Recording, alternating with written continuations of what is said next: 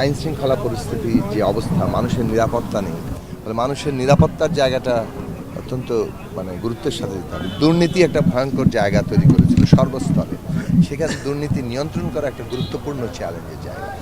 এবং সবচেয়ে বড় ব্যাপার হচ্ছে যে বৈষম্যহীন সমাজ একটা অঙ্গীকার, এবং সেই ক্ষেত্রে বৈষম্য যথাসম্ভব কমিয়ে আনা, এখানে খেটে খাওয়া মানুষের ন্যায্য হিস্সা তৈরি করা, আমাদের শ্রমিক কৃষক সমস্ত খেটে খাওয়া মানুষের ন্যায্য হিস্সা তৈরি করা, সর্বোপরি এই দেশে সকল পরিচয়ের মানুষের একটা অন্তর্ভুক্তিমূলক বাংলাদেশ তৈরি করা, তাদের নিরাপত্তা, তাদের সুরক্ষা।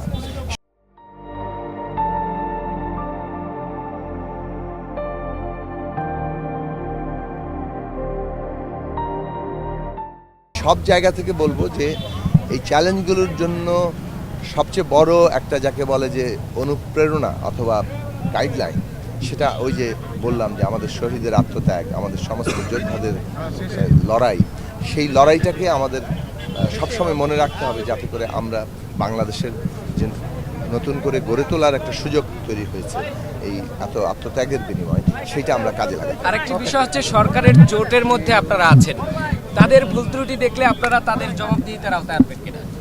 নিশ্চয়ই। দেখুন, এই যে আমরা একটা যুগপৎ জোটের ধারায় আন্দোলন করেছি, তার ধারায় এখন রাষ্ট্রের যে পুনর্গঠনের কাজের মধ্যে আমরা যুক্ত হয়েছি, সেই কারণেই মন্ত্রিসভায় যোগ দেওয়া। এই জায়গাটা আমরা আমাদের দিক থেকে আমাদের যা বলার নিশ্চয়ই আমরা আমাদের দিক থেকে বলবো, যেটা সঠিক কাজ মনে করি সেখানে সর্বাত্মকভাবে থাকবে। যেখানে আমাদের মতামত দেওয়ার আছে, যেটাকে সরকারকে সতর্ক করার ব্যাপার আছে, সেগুলো নিশ্চয়ই আমরা আমাদের ফোরামগুলোর মধ্যে দিয়ে নিশ্চয়ই কথা বলবো। তাদের প্রতি আমার দায় আছে, বাঞ্ছারামপুরের মানুষের প্রতি আমাদের যে দায়, সেই দায় সর্বোচ্চটা পূরণ করার আমাদের চেষ্টা করতে হবে। নির্বাচনে যেসব অঙ্গীকার আমরা দিয়েছি, সেই অঙ্গীকারগুলো আমরা নিশ্চিতভাবে পূরণ করার চেষ্টা করব।